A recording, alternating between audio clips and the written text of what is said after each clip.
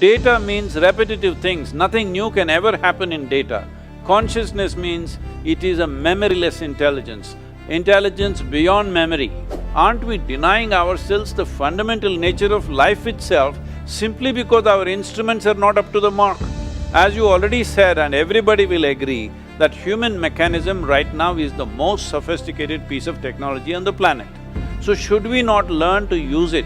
You cannot slap one meaning from your mind upon a limitless possibility which is the very basis of our existence.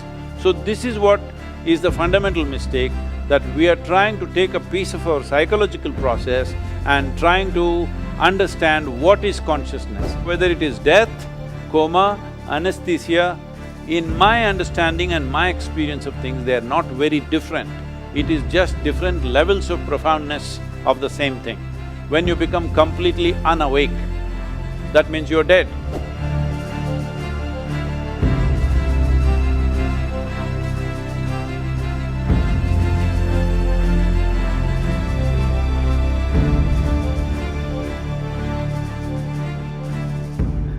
Good morning, vanakkam, namaskaram, namaste. My name is Bala Subramaniam, and here we are for a very exciting session with very interesting and also exciting personalities. So it'll be a great session, I think, and something close to my heart as well. And I want to introduce briefly about myself. I'm a neuroanesthesiologist. I work at Beth Israel Deaconess Medical Center, a Harvard teaching hospital, and I had my initial training in Puducherry, India. I did my MBBS in JIPMA, followed by anesthesiology at the All India Institute of Medical Sciences, New Delhi. Then I spent a year in UK doing critical care medicine. Then I came to Beth Israel Deaconess Medical Center. I trained at the School of Public Health. Currently, I'm also an associate professor of medicine and endowed chair at the Harvard Medical School. It is my privilege to introduce Stephen Laureys, a Belgian neurologist. He is recognized worldwide as a leading clinician and researcher in the field of neurology of consciousness.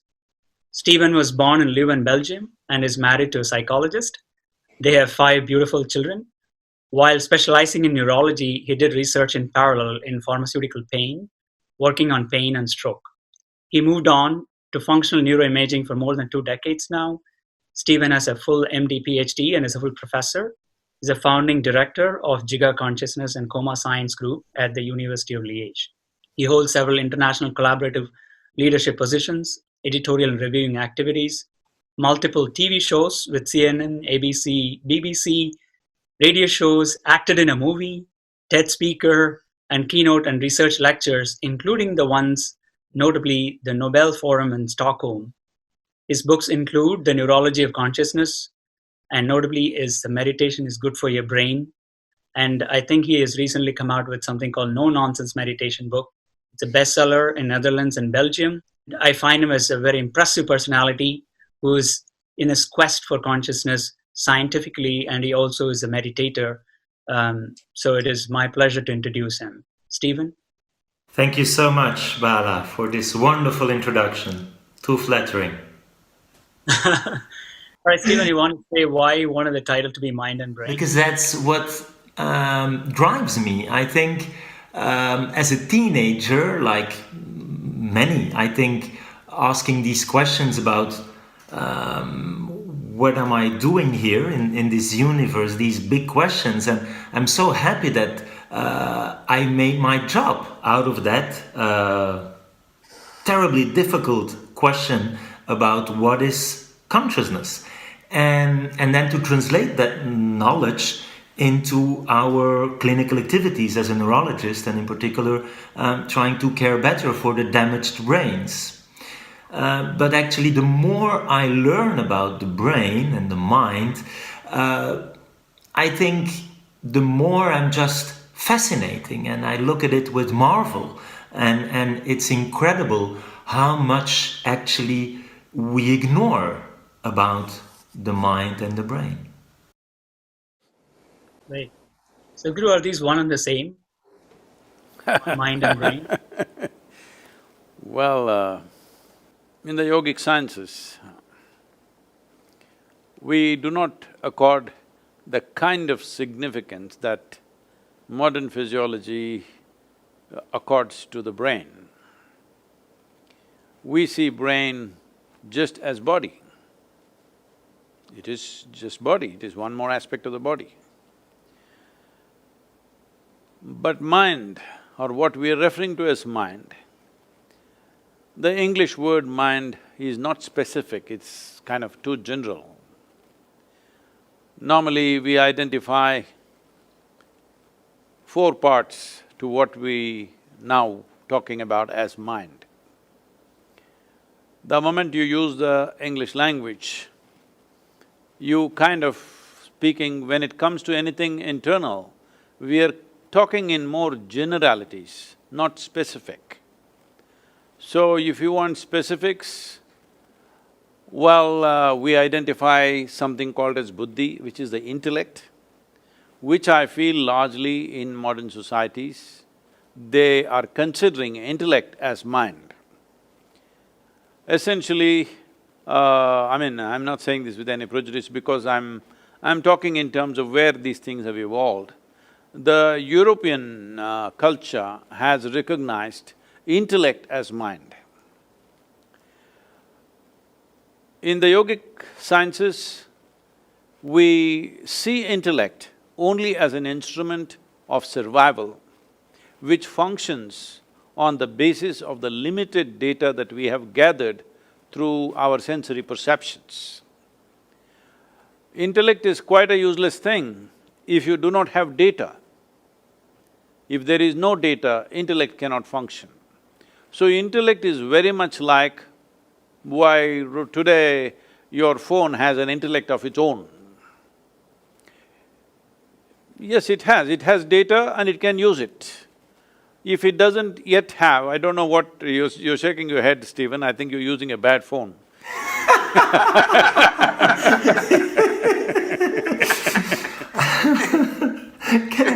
Well, I will… You still are Nokia, I think. I think even the best iPhone is still quite stupid, isn't it? It has no subjective experience. So because we talk about artificial intelligence and machine learning and… Yes, but I'm talking about intellect. Intellect means it has data, using the data, it will do permutations and combinations, which the phone is beginning to do, maybe not to the same level as a human intellect, but it is beginning to do that activity. Even among human beings, not every human being is able to process the same amount of data and with the same complexity and sophistication. So, well, you have the brain of a monk, but you must also have a brain of a politician, and then you would know what I'm talking about. It's classified. But… No, these days they're smart, it's not like old times, okay? So, I'm saying this intellectual process is being generally spoken of as mind. That's not how we look at it. We see intellect is called buddhi, which is essentially functioning out of limited data that it has gathered, largely conscious data. Sometimes it accesses data which is not very conscious, but largely it functions only out of conscious data. You will see if somebody is having little trouble remembering something, suddenly intellect goes helpless for a period of time. I can't remember this means there is nothing I can do about it. Though unconsciously that memory is still there, just because you are not able to retrieve it, intellect feels helpless for that little bit of time. So this is called as buddhi. The next dimension of intelligence, or I'm using the word intelligence instead of mind so that there is a distinction in language. The next dimension of intelligence is referred to as ahankara.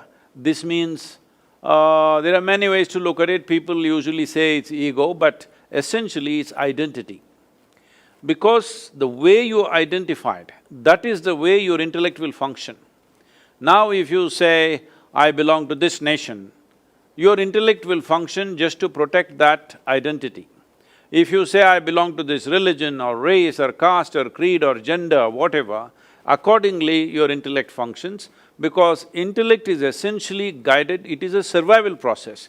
If you identify with something, intellect will constantly go around that, trying to protect that identity.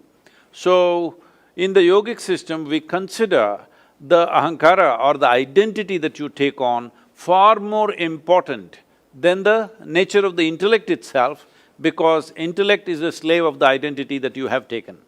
Once you take a certain identity, intellect will function in a specific way, only towards that. And what is right for you, what is wrong for you, everything is dependent upon how you're identified. So the third dimension of intelligence is called manas, where there are 8 dimensions of memory, starting from elemental memory, atomic memory, evolutionary memory, genetic memory, karmic memory, articulate, inarticulate memories, conscious, unconscious memories, like this, 8 dimensions of memory. Now, how you access this huge silo of memory? Right now, we have a human form only because of the evolutionary memory that's invested within us. If there is no memory, well, if you eat, you may change the human form into something else. Only memory is so strongly instilled in every cell in our body, that is why it doesn't matter what we eat, even if we eat dog food, right now because we are under lockdown, it can happen.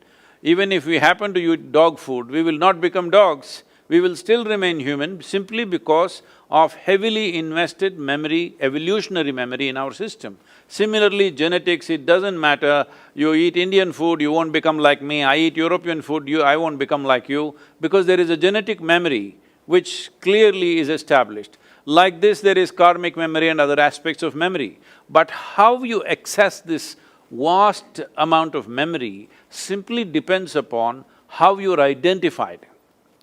In which way are you identified? How strong your identity is, accordingly you access this memory. Though this data is there, this data is processed based on your identity. If your identity is very nationalistic, now this data functions in that way, you're willing to live and die for that identity. These days, people are in Europe, they're even identified with their football club, they're willing to live and die for it. So it may look ridiculous for somebody else, but football club is more than a nation for someone else. It's more than a religion, it's more than a race or whatever else which anyway people are willing to live and die for. So essentially, the identity, if it is consciously established, then there is a bigger possibility. So in yoga, always we are trying to establish a cosmic identity. Because if you establish a limitless identity, your ability to access this vast amount of memory which is there in every cell in our body is greatly enhanced, and that is how a human being suddenly seems like way above what everybody else is functioning. So one human being functions way above that because his ability to access this enormous amount of memory which is recorded the whole evolutionary process on this planet.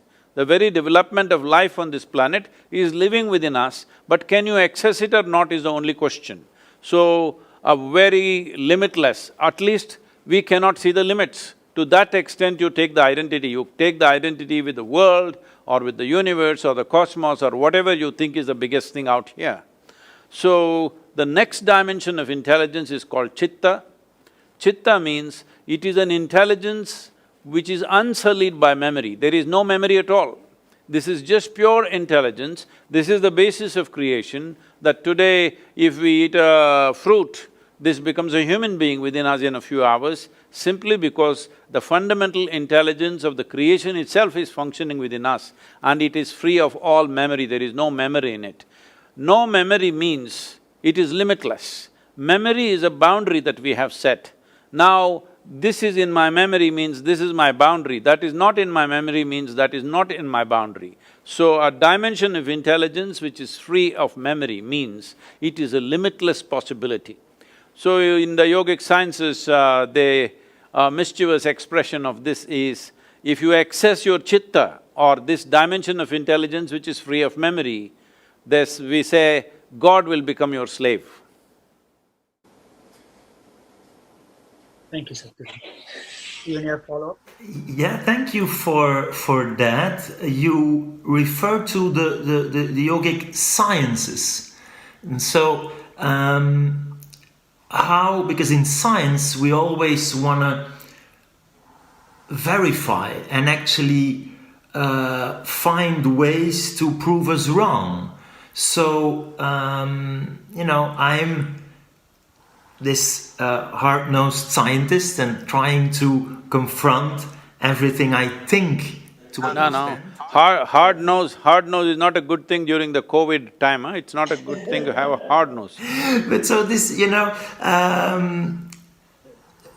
way of looking at nature and to make objective observations and then to verify and so to come up with theories of the mind that have explanatory value, that have predictive value. So I'm a bit surprised you call it in that way sciences, in as I maybe understand it's something you have experienced, which is for me as a scientist the next big challenge, to somehow reconnect with a form of spirituality.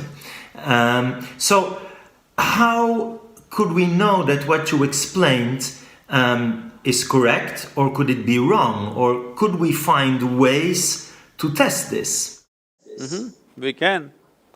See, right now, is it true that human beings, the moment they get identified with something, it is everything to them? Is that so? Yes, Whether it's nation, religion, race… I follow you for the identity ego part. They just took on an identity. No, not ego, it's just identity. I'm an Indian means I'm willing to live and die for this country, that's how it is. And that's what is expected also if you're part of a nation. So identity determines how a person thinks, feels, everything. Just a piece of cloth just flies like this, people shed tears. It's a flag, a national flag does this, people stand there, grown-up men shed tears. What is there in the cloth? There is nothing, it's just the identity that you have taken on which makes you feel like this. So entire human experience is determined by an identity that one takes. When one sleeps, there is no identity. When dreams, there is identity, but in sleep there is no identity, in death there is no identity. Well, you can always talk about your anesthesia and there is no identity. I'm not the person to talk about that. But I'm saying in conscious experience of life, one's identity is determining everything. Well, does it show up in your blood, does it show up in your chemical analysis? I don't know, that's for you guys to say.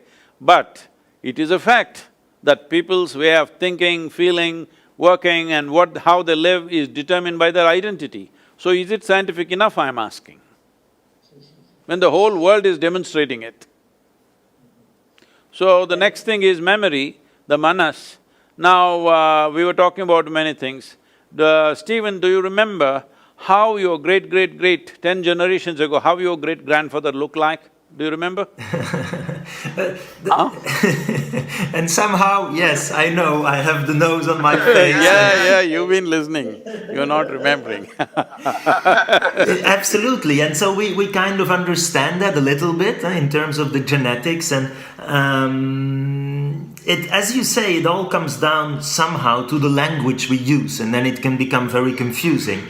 But so, in terms of your comparison to my brain and my iPhone and the way it deals with data, I think there's something fundamentally different with how I… No, it is a question of lack of complexity and sophistication when it comes to the iPhone.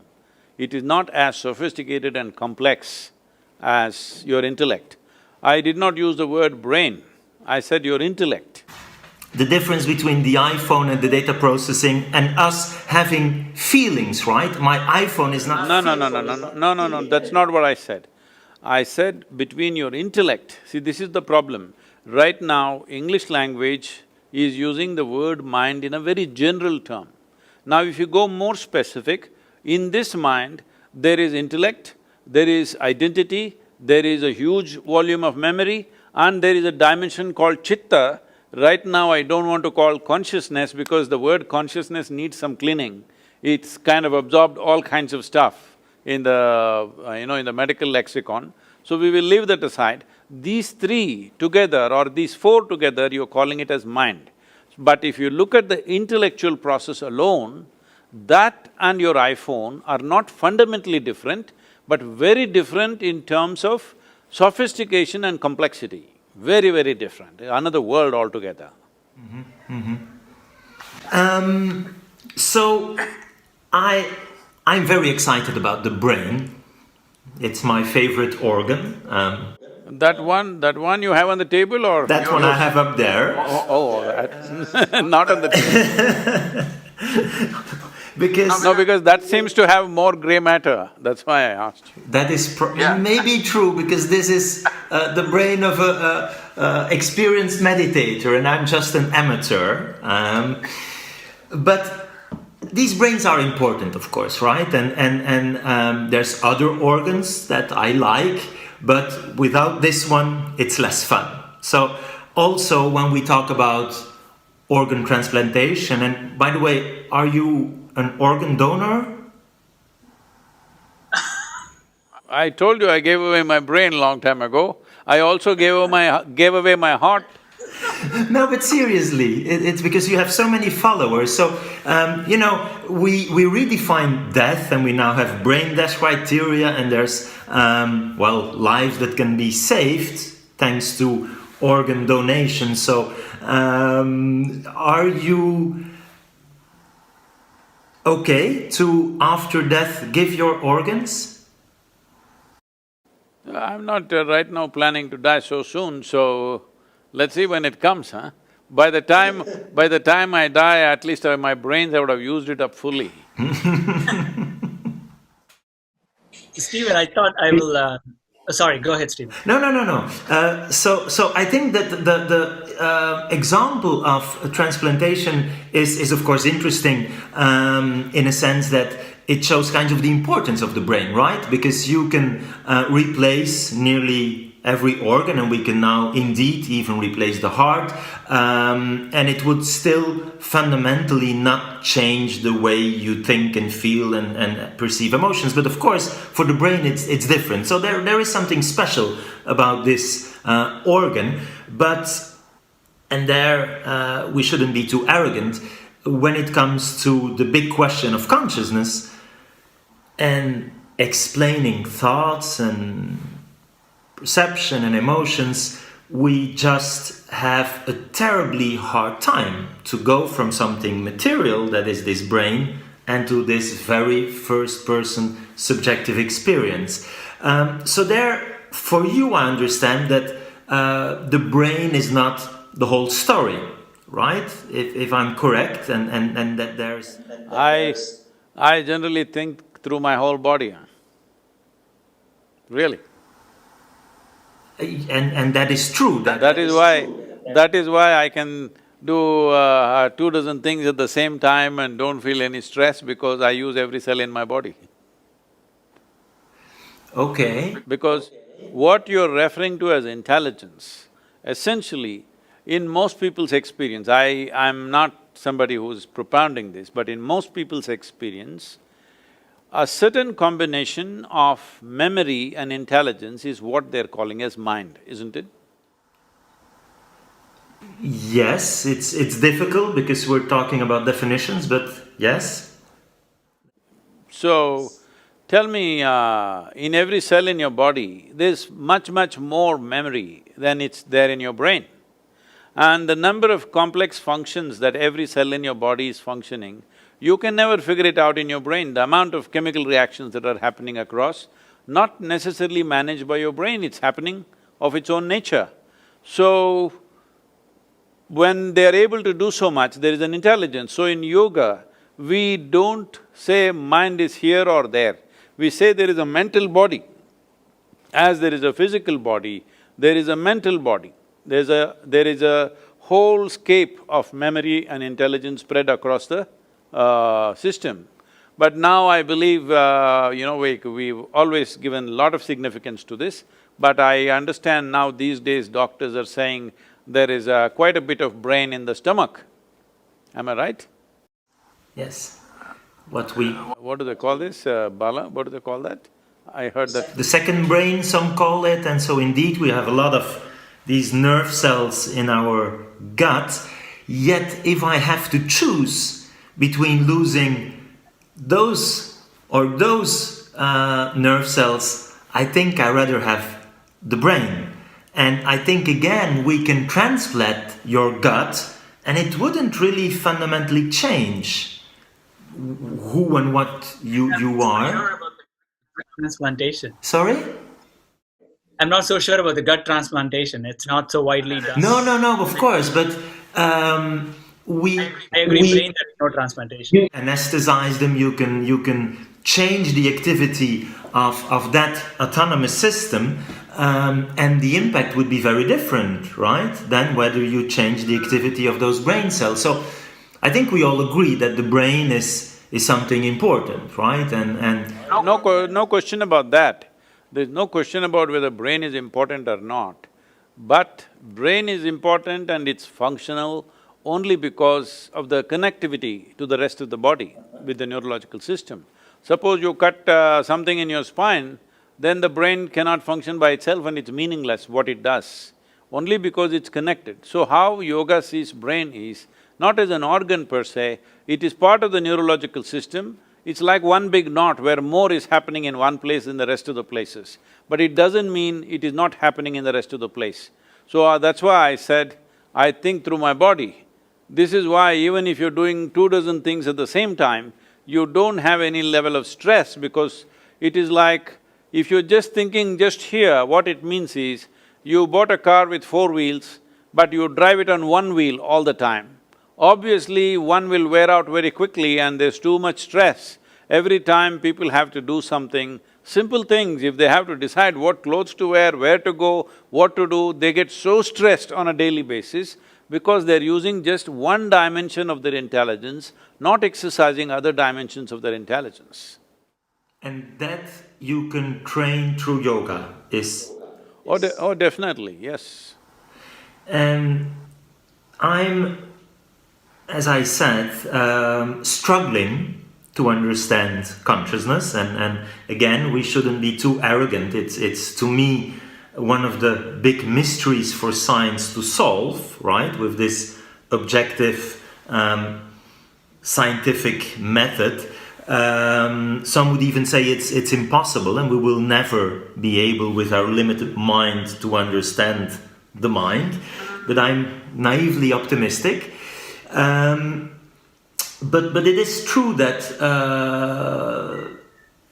as you said repeatedly, maybe we should be more emphasizing the experience, right? And that is why I'm listening to these athletes of the mind and these traditions, being your tradition or Buddhism or…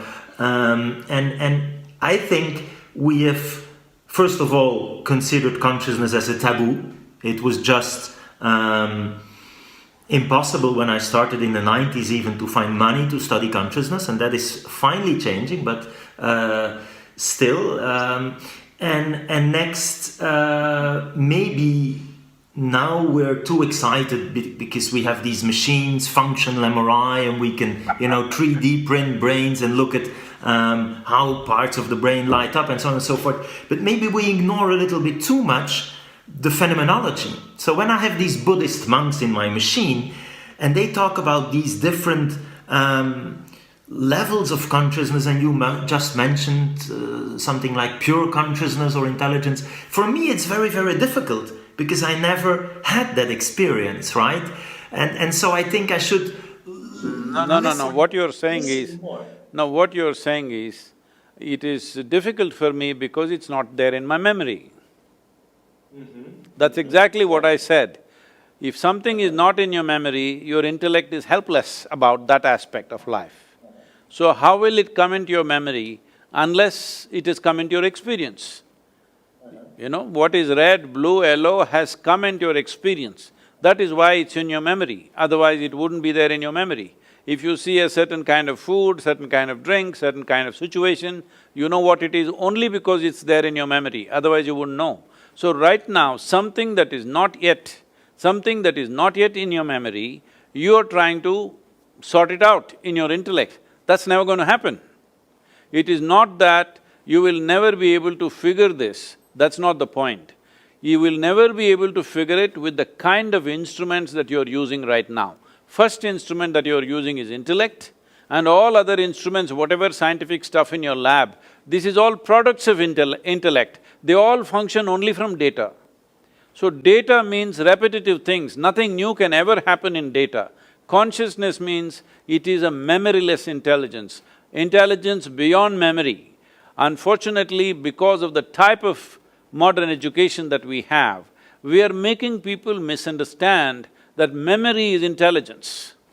You know, if you read a textbook and keep it in your gut and you go to the examination hall and puke it on the paper, you will be first rank, all right?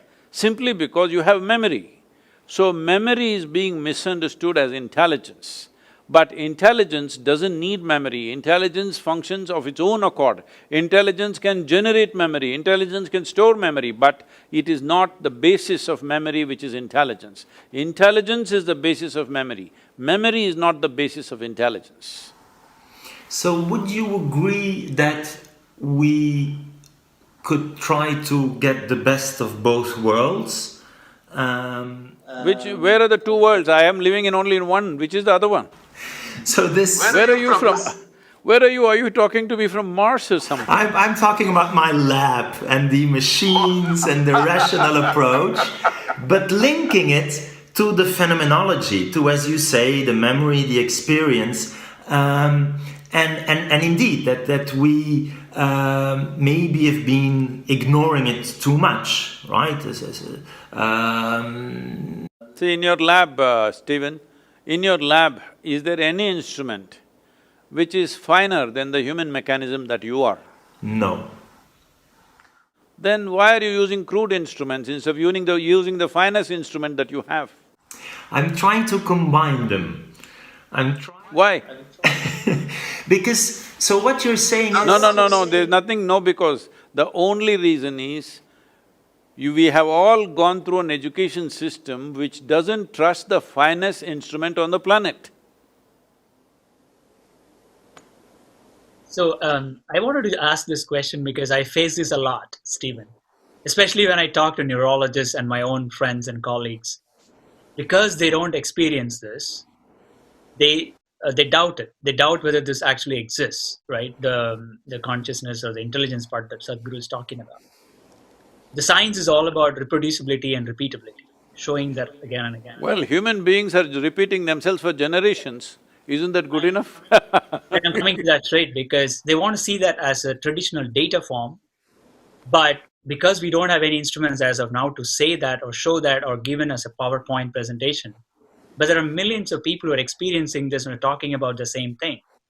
Why don't we trust that in scientific world? Because the first question I face is, oh, there's no data, what you're talking is all nonsense.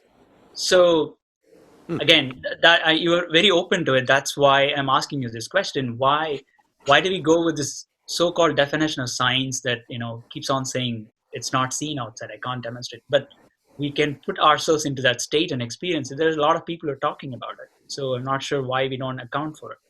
And I think you're right, we should listen more to… and I think if we want, as neurologists, you anesthesiologist or a psychiatrist, or so we need to link back to that subjective experience, whatever you call it.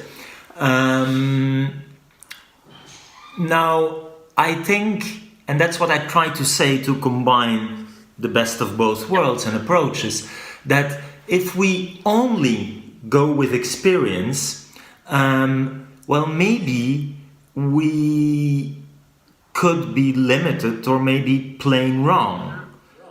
No, not with one person's experience. If it is repeated in 10,000 people, is it good enough? Well, I will be here, the scientist, saying it's not good enough, because maybe 10,000 people, 1 million people, billions of people could somehow have false beliefs, right? It could be. And there were… No, we're not talking about belief, unconnected people. See, for belief you need flock. Unconnected people, you can check 100 people who are not connected with each other. If we put a certain input, if the same thing is happening in all the 100 different people, is that not repeatable proof? Yes.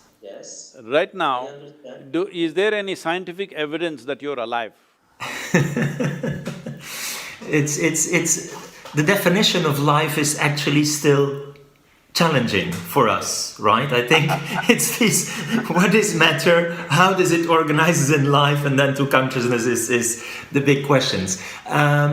So I'm following you in this importance of what these, whatever the number is, people are experiencing, and that we really should be carefully listening to that. And sometimes I feel when talking to people like you who have… Can I say something, Stephen? I'm not saying you should listen to me.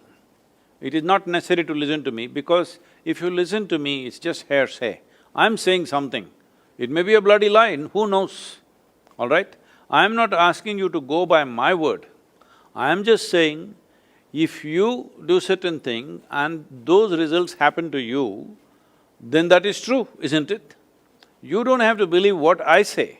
I'm saying all of us, we are here, how are we here? The basic thing is our parents have given us what they have given us and we became that, and now we gather our own thing in our own experiences and make it much more complex. This is how we are living. So, what is the proof of this?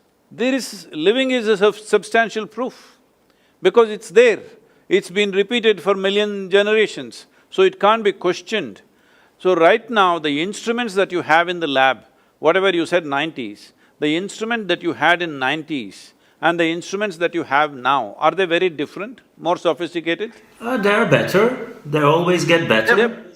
They're always getting better. So even today what you're using, definitely not good enough instruments, maybe in another 20 years they'll get much better. So I'm saying, aren't we denying ourselves the fundamental nature of life itself simply because our instruments are not up to the mark? As you already said, and everybody will agree, that human mechanism right now is the most sophisticated piece of technology on the planet. So should we not learn to use it beyond our thought, beyond our emotion, beyond our identities, beyond our prejudices? If you learn to use it, then this will clearly tell us what is what, because this is the most competent machine that's out here. Yes, and yet I am trying to imagine a world where we would all be Sadhgurus, right? Imagine… You're talking about a very competitive world for me. It's your word. So, I chose at one point in my life not to become neither a priest or a guru or a philosopher, but a scientist, and then to use that as a medical doctor. And I'm still happy with that choice, because I do think, and I believe you will agree, that the scientific knowledge and the technology and modern medicine has really incredibly improved our quality of life and our life expectancy, and that's very important to appreciate. So I am very happy that there are these scientists and that we have the technological advances, but at the same time I think we should try to find some and reconnect to the spirituality or the pure experience, as you say. Would you agree with that, that it's this kind of balance? See, it is like this, if you take a motorcycle mechanic, he's very good with the motorcycles, let's say. But now you ask him to fix a computer, well, he can use his screwdriver and open the cover. Beyond that, he doesn't know a thing about it, all right? This is just like this. Objective sciences are like this. It is always 1 + 1 is 2. That's the only way objectivity can work. You cannot say 1 + 1 is 11 also, forget about a million. all right? You cannot say that because this is the nature of objectivity. And our objectivity is coming from our intellectual process. Intellectual process, as again I said already, it's coming from memory. So memory cannot be fudged. If you fudge the memory, it's a mess. I remember this is one and this is one. And now I put these two things together and say this is two. Now this has a memory basis. If I fudge this, then my intellect becomes useless, all right? So intellect is handling one aspect of our life, which essentially we call it as self-preservation. For our self-preservation, our intellect is vital. Without it, we cannot function. Right now, all the things that you said, it has improved our life expectancy, it enhanced our life in so many ways. No, it has not enhanced the quality of our life at all. It has only enhanced the comfort and convenience levels in the world and definitely life expectancy. All this is definitely self-preservation, isn't it? It's survival process. So when it comes to self-preservation, our intellect is vital. Without this one functioning, you cannot survive in this world. All the five senses are functioning, they are feeding the data into your intellect and from there you're using it. How efficiently you use it will determine how efficiently you survive. So your life expectancy enhanced means your efficiency of survival has increased, that's all it is. So you are more healthy than what people were in the past, I don't think so, but suppose we are, it simply means your survival process is little more efficient. So, leaving the survival process, now you're talking about consciousness. Consciousness means, see the English word consciousness is very loosely used. If you say somebody is in anesthesia, if they come back, you say, oh, he's come back to his consciousness. No, he's conscious because there are no alternate words, we use the same words. Language is a different aspect. Language is also a product of our intellect. So it can only talk in opposites. Without polarities, there is no language. Without polarities, your intellect cannot function.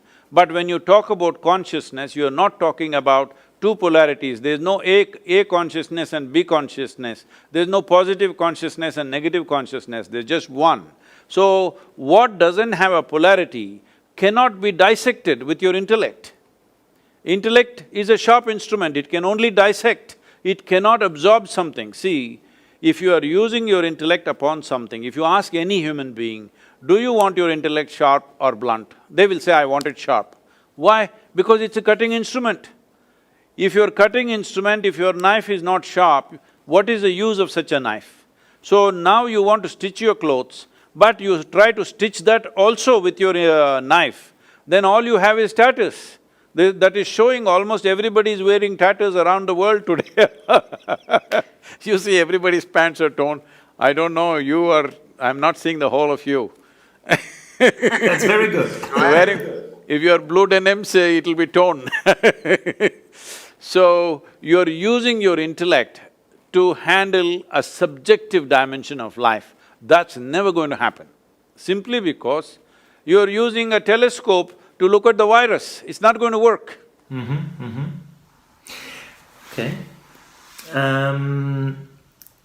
So Stephen, while you're here thinking about it, I thought I'll bring in a relevant point because you have remarked in some of your lectures that we made a historical mistake by calling consciousness as a binary term, right? Yes or no.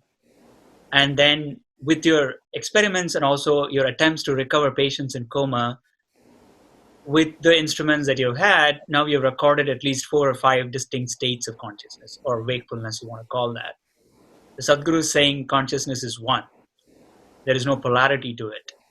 So how do you reconcile these? So again, the term comes back to consciousness term, just call it wakefulness or whatever. You are in all these guideline committees. You're like the president of many of these committees. Can we even change that as just wakefulness and leave it there? Because you're so… So thank you for that question, Bala. We are definitely struggling, and I think we have no definition of consciousness that we all agree upon. What we try to work on are somehow practical measures that, well, you and I as clinicians, when we say the patient is unconscious, what do we mean, what is the language we speak, and we will there reduce this complexity to, first of all, wakefulness, the first dimension, and that's what you see and what we all experience when we fall asleep. When you make them fall asleep during anesthesia, they somehow seem to lose awareness of their environment and then their self. During sleep, there is already this notorious exception when we dream, and I think that's fascinating. And there's lucid dreaming and illustrating the challenge for us as observers, saying meaningful things about awareness in another person.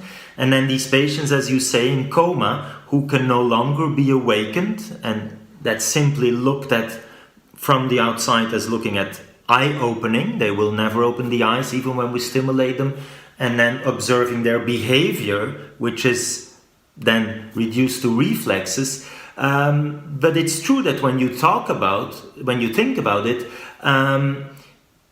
it's frustrating, and that is exactly why I started this research, because I was not satisfied with how, as a clinician, I could say meaningful things about consciousness, the mind, subjectivity, while the only thing I'm doing at the bedside is making inferences based on some motor activity, and the absence of proof is there, not always proof of the absence. So to me, it seemed a historical error that we had this black and white view, that the patients we see with severe brain damage were or conscious or not.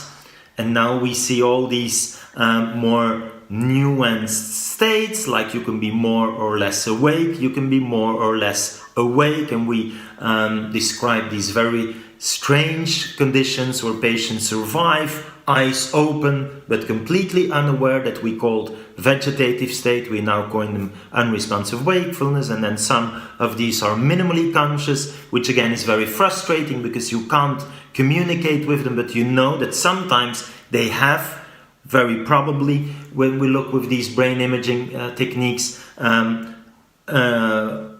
functioning brain, and hence a functioning mind that can perceive emotions, including pain. And so I'm trying to be a little bit more precise about what we consider as awareness of the environment, of the self, and how we can link it to brain networks, which is what we try to do with this global neuronal workspace in the front and the back, and trying to capture it by all possible means to help clinicians reduce the uncertainty and have prognostic value. But it's still a tremendous challenge to go from there, and they're still, I think, descriptive, and they have a big practical value, but I am not satisfied in terms of the explanatory power, because they're truly to explain how we're having this wonderful discussion, and I'm thinking that I know for sure some things in my mind now, but how this happens to me is still a big challenge. And as you know, we also listened to patients who had a coma, and we thought they were fully unconscious, but afterwards they tell us they had these wonderful experiences called near-death experiences. Very, very intense, very, very positive, often, but not always, seeing themselves from the outside, this notion of light. And for some, this is proof of life after death. I think it's a challenge because death is still a big, big barrier for science to study. But all of that somehow makes me more humble and look at everything with a little bit more of the amazement from, well, despite all my theoretical knowledge, I'm not able to explain this. And will we ever? Well, there to me, it seems very interesting that the scientific community links to this community of what I would call the athletes of the mind, right? And that's also why I myself try to do meditation, so that I maybe can experience this a little bit better. And maybe we can compare it, Bala and Sadhguru, to my initial area of research was sleep and dreaming. And I dream a lot. And then to me it's easier to connect. But my supervisor at the time very rarely remembered his dreams. And so his approach was very different. And so imagine that I would have no dream, never. How could I, even with the best possible theoretical knowledge, understand dreams? It's, I think, important that we have the experience and the memory, as Sadhguru said, to really get to an understanding. Or imagine I would be a scientist looking at color vision, but me myself would only see in black and white. So even the most perfect understanding of color from a theoretical perspective in this colorblind scientist, wouldn't it be different the day I would truly see in color? So that's the kind of frustration I have when talking with big experts who have, I don't know how many 10,000s of hours of meditation, and I know you're a very expert meditation yourself, and I'm just this little athlete, right? Trying to understand what you mean when you're talking about all these different states and nuances. And so you're right, I see consciousness not even less black or white or on this gray scale, but rather all the colors of the rainbow. And it's so multidimensional that it's very difficult for us to collapse it, to reduce it, and to grasp the holiness of the experience. If I can say something, can I? Sure, sir, please. See, Stephen, as we sit here, this is my body, that is your body, distinctly established. Right now, it is 100% like this. I don't know what you're drinking, I can't see, but whatever you're drinking, what's in the cup is not you. The moment you drink it, after some time it becomes you. This is happening right now. So, though what you think is your body and what I think is my body is just a piece of this planet, right now it is distinctly clear, this is my body, that is your body, 100%. This is my mind and that is your mind, these are my emotions and those are your emotions, these are my experiences, those are your experiences. But there is no such thing as my consciousness and your consciousness. This is a living consciousness. We blew our own bubble. I'm sure you have that little wonderful boy who came on the screen, I'm sure he's blowing soap bubbles at you sometime. So, if you blow a soap bubble, this is my bubble, that's your bubble. Poop, it went. Then there is no such thing as my bubble and your bubble, there is no such thing as my air and your air. Consciousness is just like this. Right now you have blown your bubble, I have blown my bubble. This is me, that is you. But when this goes poop, there is no such thing as my consciousness and your consciousness. It is just that we are holding a certain amount of, if you want to call it as consciousness, I would prefer to call it as life, because the word consciousness, as you are speaking, I'm seeing that even last time when we spoke to all Bala's friends, what I see is wakefulness and consciousness, there is no clear distinction in medical terminology. See, everything that you do with your anesthesia has nothing to do with consciousness. It has something to do with body and various functions of the body. You're shutting down certain aspects of the bodily functions. One of them is transmission of pain, which is the main interest when somebody is going to surgery. You don't want to stop their heart, you don't want to stop their brain, you would like to see the transmission of pain stops. Whatever is being cut, whatever damage or fixing is happening, whatever parts of the body may be being removed, what is not vital may be being pulled out, all that is happening. Only transmission of pain is not happening. This has got nothing to do with losing consciousness and gaining consciousness, there's no such thing. So we're using the word wakefulness and consciousness in a little different way. And not only that, especially not just in medical terminology, generally in English language, there is no distinction between somebody is unconscious and he became conscious and consciousness as a larger possibility. So, my body, my intelligence, my mind, my memory, your memory, my experiences, your experience, all different. But there is no such thing as my consciousness and your consciousness.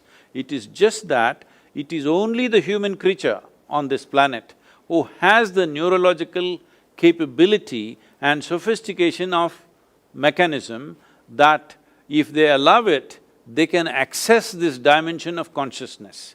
No other creature is really capable of accessing it. This doesn't mean there is no consciousness in them. Without that, the life process wouldn't happen. There is consciousness even where there is no body, all right? Only thing is, you need a certain sophisticated instrument to access that, which is the human mechanism. This is why we consider being human is a great privilege, because you have access to dimensions beyond your physical boundaries. That is the fundamental significance of being human. So, let us not misunderstand the instrument and what we see. If you take a telescope and see, you saw another galaxy, but the galaxy is not produced by the telescope. The galaxy is there. The telescope only gave you an access. Similarly, your body, your brain, whatever, I don't want to identify different things, from your hair to your toes, everything is body as far as I'm concerned, including your brain. It is just another dimension of the body. So this body, if we keep it in a certain way, if we do not contaminate it with too many ideas, philosophies, identities, if you keep it in a certain level of openness, this will become an access point to what we are referring to as consciousness or the basis of the life that we are, in a way. So somebody can call it consciousness, somebody can call it a being, somebody says this is God. Well, we can use as much vocabulary as you want. Essentially, we are trying to put a meaning on something which cannot be defined, which has no meaning. Meaning is a consequence of human psychological process. Psychological process is a consequence of accumulated memory. So you cannot slap one meaning from your mind upon a limitless possibility which is the very basis of our existence.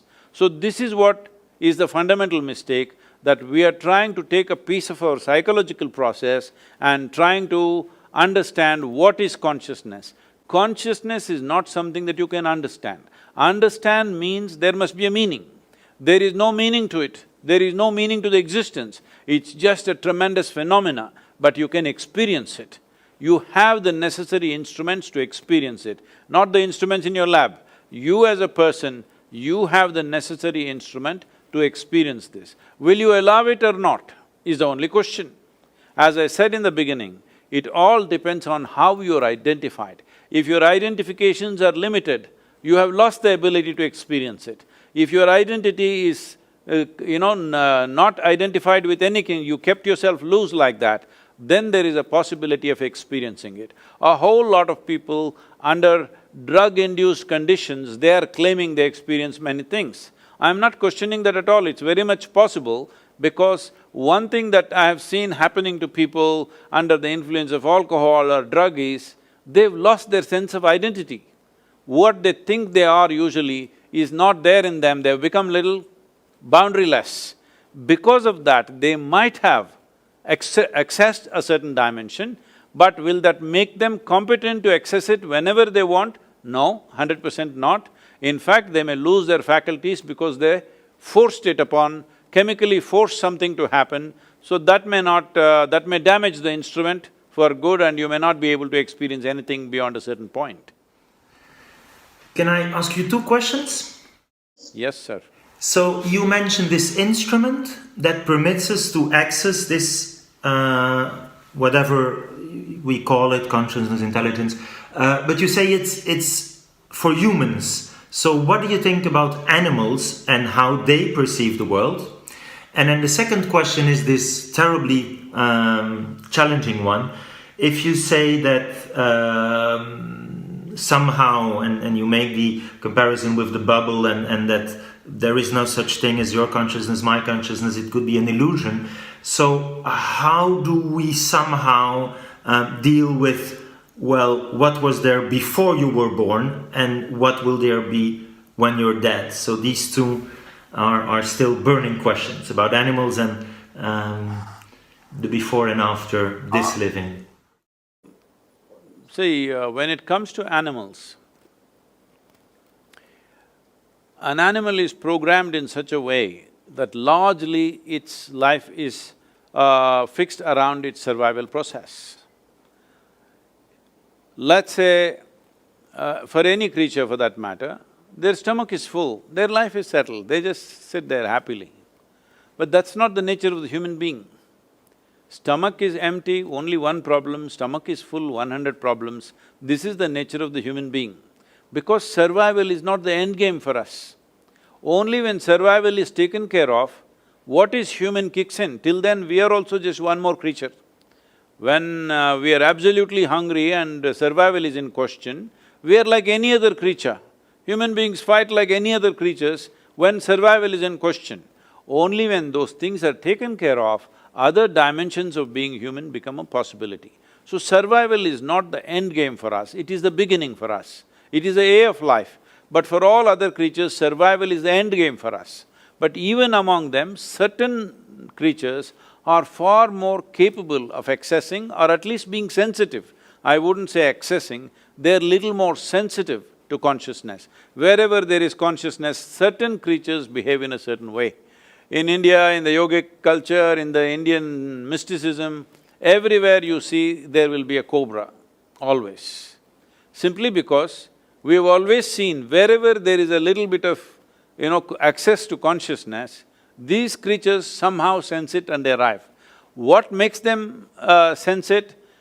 One thing I'm guessing, this is not a certain science for me, I'm just guessing because they're stone deaf. I think they're super alert and in some other sense, they're very, very alert. This is a fact, this has been checked by a few people. See, for example, a cobra in southern India, it has no ears at all, no hearing mechanism, so it has got the whole body to the ground and literally ear to the ground, So, if there is going to be an earthquake in California, which is literally 12 hours away, that means almost on the opposite side of the planet, if there's going to be an earthquake in the next 2 days or 3 days, this cobra will start behaving in a certain way. If you observe it carefully, if you have mastered that observation sufficiently, you can clearly tell that there is going to be an earthquake in approximately this kind of latitude. There are people who can do that. By simply observing the serpent, how it behaves, they say, there is going to be this kind of movement in some part of the planet. So, because any littlest, even the minutest vibrations in the planet, it is able to sense.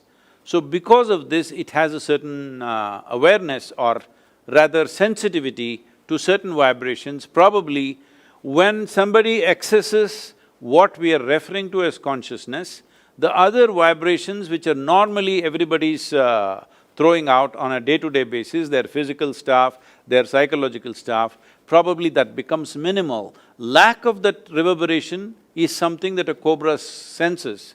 If you become very meditative, well, it won't happen in Belgium because there are no cobras there, but if you are in India, if you become very meditative, you sit in a forest and become meditative, cobras will gather in front of you. They will come and sit there as if they're waiting for you. This is my personal experience any number of times, and this will be vouched for by any number of yogis in the tradition always, because they're able to sense that lack of vibration in the person. When the vibrations become very minimal or very fine, somehow they're drawn to that. I feel, for a variety of reasons, because in my experience, I don't want to go into the detail now, but in my experience, all venomous creatures, those which create venom in their system, all of them are able to sense this. Probably, I'm just doing guesswork here, it's just guesswork. See, some creature generates venom within itself as an evolutionary process, probably because in some way his physical features and things are such that without a deadly venom, he wouldn't have survived. He is constantly threatened. So, because he's feeling so threatened, it's also true in human beings. Those who are feeling always threatened, they will carry a lot of venom within themselves. So looking at human behavior, I'm just guessing, maybe in the evolutionary process, because they don't have limbs, let us say the snakes don't have limbs, they don't have the same capabilities that other creatures have, So they might have developed venom over a period of time because otherwise they wouldn't have survived, otherwise they wouldn't have got food to eat, everything around them moves faster. But still they manage to hunt and live only because of the venom that they carry. All venomous creatures, I've noticed this with bees, the honeybees, the way they behave around me, many times I've noticed is very strange. In the beginning when it happened, I couldn't believe how these insects seem to be sensing something which nobody else, human beings don't know most of the time, but they're able to see it. I've generally noticed this with all venomous creatures because to generate that venom, there is some special process going on within them. From what I hear from other scientists and people who are working in the field, they're saying venom is one of the most complex proteins that are produced on the planet, and today for various neurological ailments, the experiments are going on how venom could be a solution in the future because, in my personal experience, consuming venom has done miracles to me in terms of rejuvenating my body and doing things with myself in so many different ways. If you are… I don't know if you and Bala are not aware of this, there are certain type of yogis who always carry these mountain scorpions which are almost like 9 inches long in a box. Once in a way, they will decide when, they will take a sting from the scorpion, your whole neurological system will jangle, it'll go for 24 hours to 48 hours. It won't let you sleep, it will just keep you up. And between pain and pleasure, there is very little distinction. Once the neurological system gets tangled, like jangled in a certain way, you can make it into pain, you can make it into pleasure consciously. So they will cry, they will laugh, they will cry, they will laugh, they will go through this for whole 24 to 48 hours because they're using the venom to just shake up the whole neurological system. So having said that, somewhere certain creatures have little more access to these things. They may not have access to consciousness, but where there is access to consciousness, they're able to sense that. In my understanding, or I would rather say my presumption, is that they're able to mark out those creatures or those bodies who are least amount of reverberations in them. Where there is least amount of reverberation is like a little bit of a vacuum for them, so they are drawn towards that, and at the same time they will not harm that, that kind of reverberation because they feel very passive. Like, I don't know, right now in the video as I was watching it, there is a video where I'm holding a king cobra, not by the head, but in the body. It is not a pet cobra or something. We've just caught it 2-3 days before that is being filmed there. And king cobra, if it bites you, you have 6 to 8 minutes to live, that's it. It has enough venom to kill an elephant, but it will not bite. It all depends, if you show a little anxiety, it'll bite you. If you are just absolutely calm, it will not touch you because it's going by the reverb that you generate.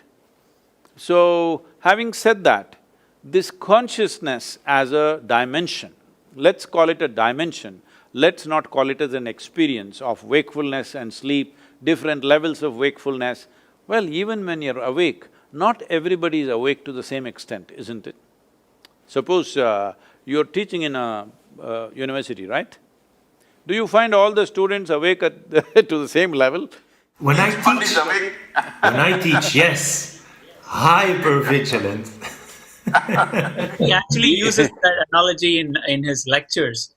What? He goes to lecture and he uses that analogy where he picks his participants in a lecture and he analyzes and tells them, you're not this much awake and you're this much awake and alert. So then his own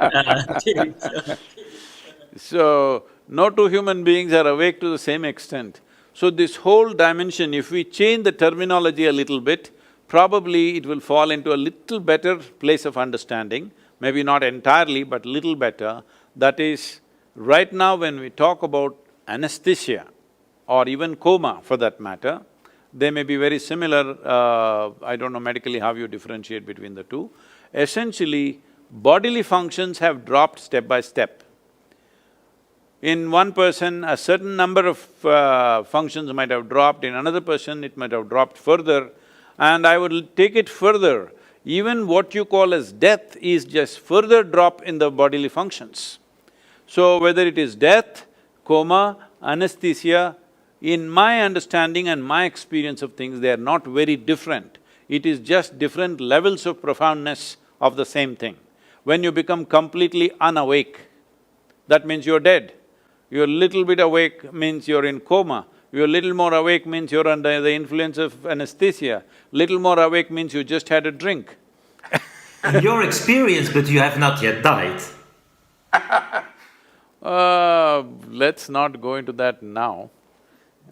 We'll go into it some other day because are you in Brussels? Yes, close to Brussels.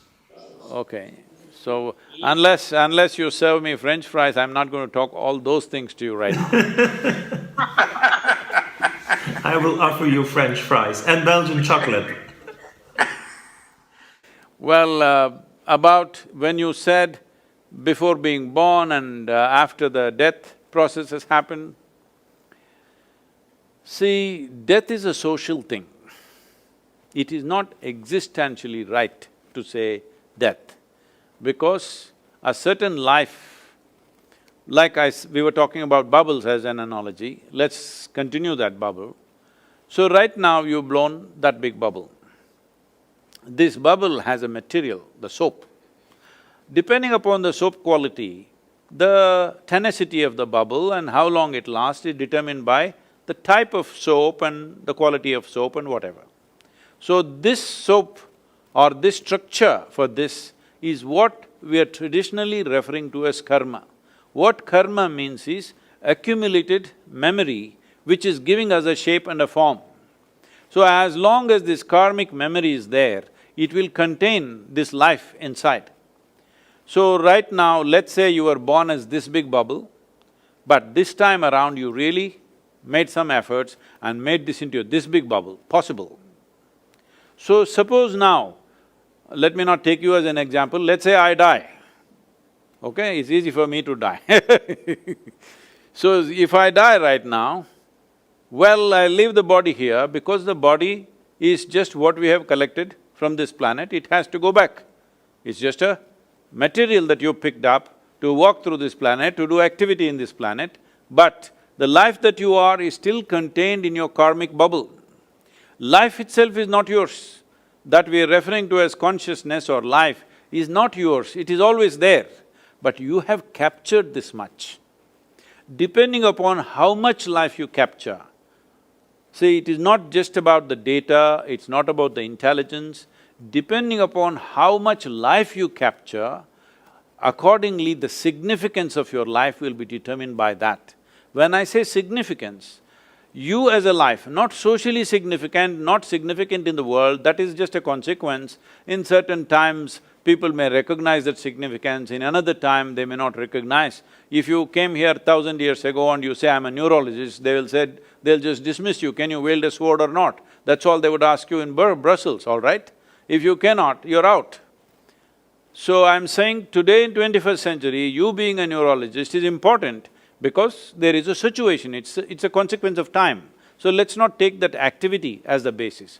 But the profoundness of your experience is determined by how much life you have captured, how significant you feel when you sit here, not in the context of society, not with reference to somebody else, not comparing myself to somebody and saying I'm bigger than somebody. But when you simply sit here, this is why closing eyes is so important. When you close your eyes, you shut off the world. When you sit here, what is the significance of your existence? This is determined by how much life you capture. So the entire yogic system or one important dimension of yogic system is to see how I capture more life into this one, so that if I sit here, this is a very significant life. Whether others will understand this significance, whether the significance will find expression in the world or not, these are subject to variety of outside realities. But in your experience, you are phenomenally significant because you captured such an immense possibility of life. So once this happens, now it is held together by this karmic bubble, or let us say it's a kind of a software. Most of the software may be gathered unconsciously, but it is a certain kind of software which holds this together. Even if we die, the body gets left here, Discerning mind goes with the body, rest of the information, and this is already there. But now because there is no discerning mind, this bubble cannot go where it wants to go. Now, it will just go by its tendencies. It's very beautifully described. In the yogic culture, we call these tendencies as vasanas. The word vasana literally means smell. So it depends what kind of smell it has. Accordingly, it gets drawn to certain things, accordingly it will draw certain things towards itself, depending upon how vibrant this karma is, accordingly it stays in a limbo for that kind of period. If it is already become very feeble, it will try to find another form, physical form. If it is not become feeble, it exists by itself for a certain period of time. When I say period of time, when we are in the body, see right now, for you to know how long we've been sitting here, you don't have to look at your watch. You just ask your lower back, it will tell you how long you've been sitting here. Or you ask your urinary bladder, it'll tell you how long you've been sitting here. So body is keeping time. Time is a concern for us only because we have a physical body. If we did not have a physical body, we can sit here for 10,000 years, there's no problem. So once you don't have a physical body, the time-space experience is not the same, but still the experience of being pleasant or unpleasant is still there. There's a whole dimension to this. I think Bala, you must send Stephen the death book. I just published a book on death, it's been an 8-year work and it's just come out. And I'll ask Bala to send it to you, or we can send it from UK probably. Thank you. Stephen, so couple of questions to Sadhguru, right? So what determines… I hope I have not said something very unscientific that keeps you… Oh, yes you did, oh, yes you did. That was the idea. That's why I'm here. That was the idea. What determines how much life you capture, Sadhguru? One thing is, you must have enough software, that means you must have enough karma. So most of the time, people are trying to avoid karma. When I say avoid karma, people are trying to minimize their imprints in life in so many ways as to what they take in. Suppose, let's say I don't like you, Bala, that's not a fact, I'm just telling you as an example. Suppose I really don't like you, I just can't stand you. So what will I do? I will avoid you. This means what? I'm trying to avoid some nasty impressions that may come upon me if I meet you. Now you're avoiding karmic material. So this is why in yoga we say, somebody comes and says, I don't like this person, then I put those two people in the same department so that every day they build some karma and learn to transcend that. This is not a social process.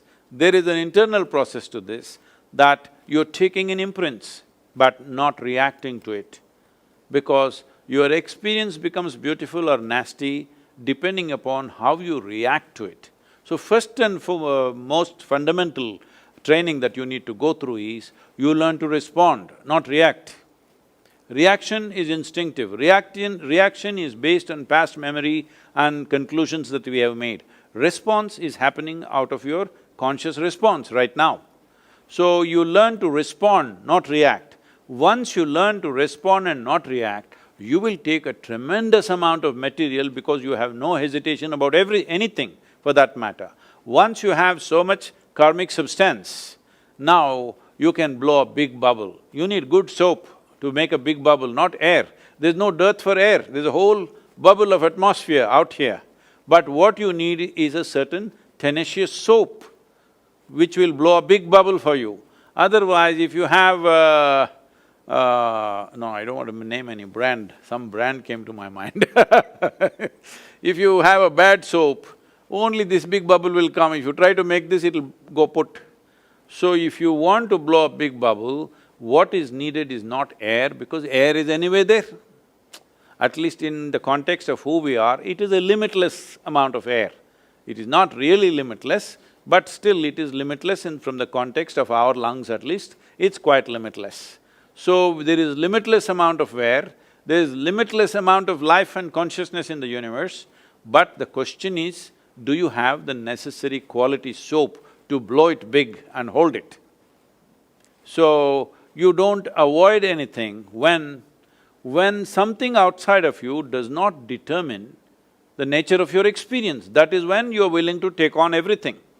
When something outside of you makes you either happy or unhappy, you will try to choose only those things which give you pleasant experiences. Those things which give you unpleasant experiences, you will try to shun. So if you really look at in the world, most people, if you look at people's experiences in the world, most people can't stand almost the entire humanity. Their neighbor means must stop there only. Friend means still here, but he must stop here. If he crosses this line, there will be trouble. Well, a spouse means here. If they cross that, there will be trouble. A child means here, but if he crosses that, that also will be trouble. I'm saying for everybody there is a boundary. If they cross that boundary, there is trouble. So in a way, if you really look at it, actually nobody is 100% okay with anybody. So this is the fundamental thing we need to change. People are trying to teach this in roundabout ways. They're saying you must love everybody, you tried, it doesn't work. People say you must be compassionate, be this, be that. All you're trying to do is that you are not in a state of reaction, but you will consciously respond. Or in other words, you want to make your experience of life so pleasant within yourself, no matter who comes, how nasty they are, it will not cause nasty experiences within you. Once you have this insurance that somebody else and something else, either a person or a situation, cannot soar the experience of who you are, only then you're truly open to every kind of experience. Now you have a super soap. You can blow a very big bubble. But can I ask something? Yes, sir. Is that… so you would advise somehow that meditation can help us blow a bigger bubble? See, once again, this is a very vague term in English language. When you say meditation, if somebody sits here with eyes closed, in English language we say, he's meditating. But with eyes closed, we can do many things. We can do japa, tapa, dharana, dhyana, samadhi, shunya, samyama. Or you may just, as you know, in the universities, they have mastered the art of sleeping in vertical postures. No, not in your class, no. So they may be horizontal in your programs. So it's true that then it becomes… the term meditation becomes kind of meaningless, is what you say, because it stands for… It is not specific, it's generally saying something. So, let us say you're chanting something. People say that's also meditation. No, that's called japa. Japa, if you do it in another form, the same chanting, it's called tapa, because tapa is used to generate heat in the body.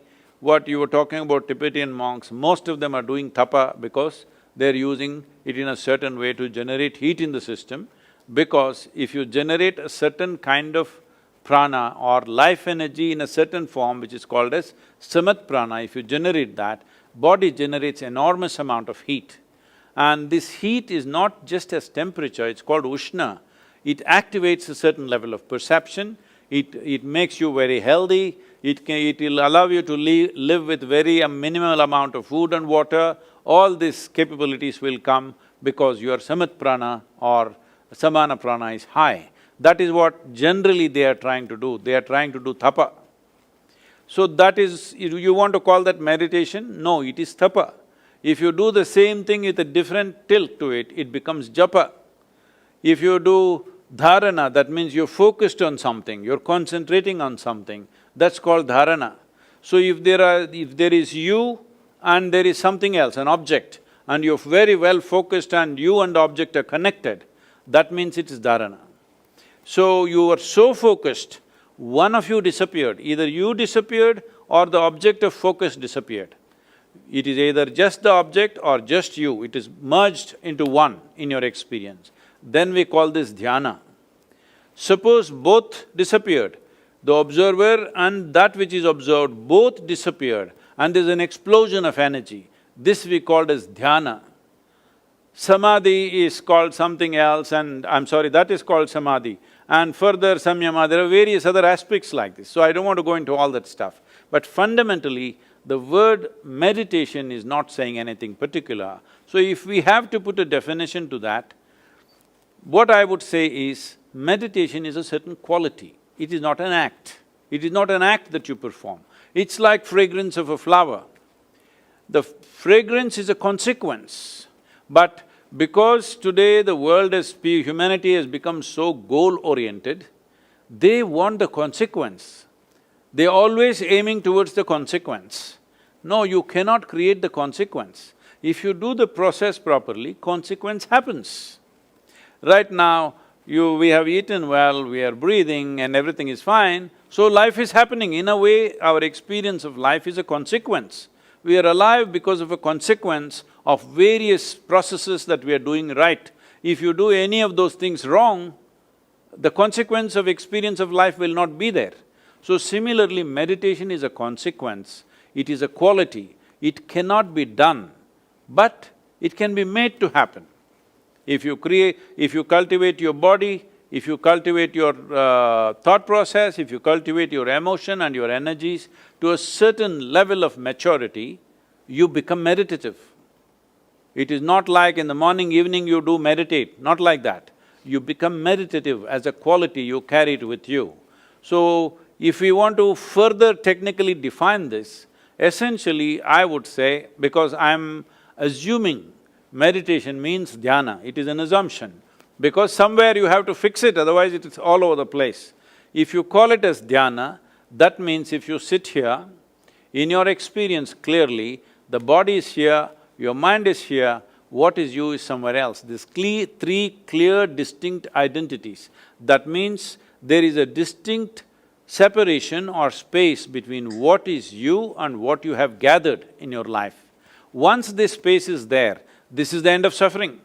Because there are only two kinds of suffering in human life, physical suffering and mental suffering. Once there is a distance between you and the body, between you and the mind, this is the end of suffering. Once there is no fear of suffering, that is when you will naturally access what we are referring to as consciousness or chitta, because now you have no fear of suffering. Once there is no fear of suffering, you are willing to climb any peak. It's only the fear of suffering which curtails a human being. Once this possibility of suffering is taken away from you, you would also like to go and see how hell looks, what hell looks like, because anyway you cannot suffer. Actually, Gautama said this. When people were all talking about going to heaven, attaining to this, he said, you say in heaven everything is wonderful, what will I do there? In hell everybody is suffering, let me go there and see what I can do, because anyway I cannot suffer. So once there is no fear of suffering, you walk full stride in your life. Otherwise, no matter how adventurous people think they are only half a step all the time, because the fear of suffering is always lurking in their minds. And Sadhguru, do you think that the patients I see in my consultation who are suffering, they have migraine, headaches, anxiety, depression, that they could benefit from meditation, and as now is very popular in Western countries, this mindfulness techniques? They're already suffering because their minds are too full. They need to come to some sense of abandon, you know. So, each person may be in different level of development, it's not like a general prescription I can make, but becoming meditative, will it help?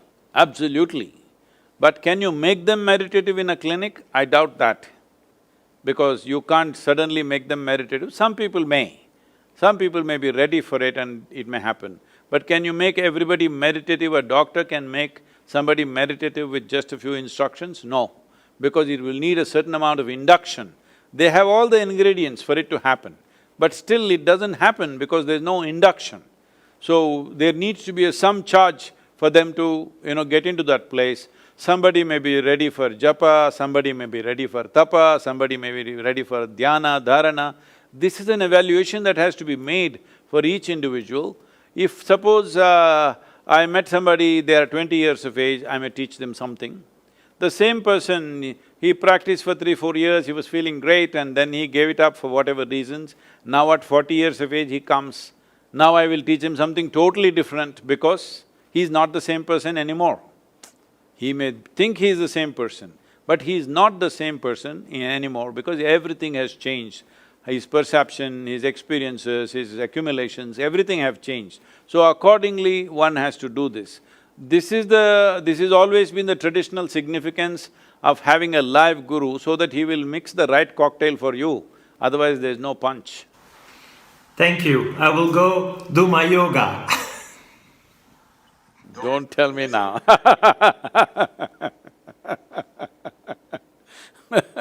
There's been a very fascinating discussion. I can go on and on. I have so many burning questions, but I think it's been more than an hour and a half. So I'd like to wrap up. At least one thing I'd like to see you, Stephen, do is at least bring into discussion about using the term wakefulness as a way of different levels of wakefulness in your practice and in neurology world, and then leave consciousness out completely. And that way, probably you can explain so many things in your lab and what you're finding and how you have been successful in restoring some of the comatose patients back to their normal lives. So thank you so much for doing your work and also being open to explore this aspect with Sadhguru and us. It's just, there's so much more. He's an ocean by himself. As your lab machines improve, one day you may be able to raise the dead, huh? Because it's just another level of wakefulness and sleep.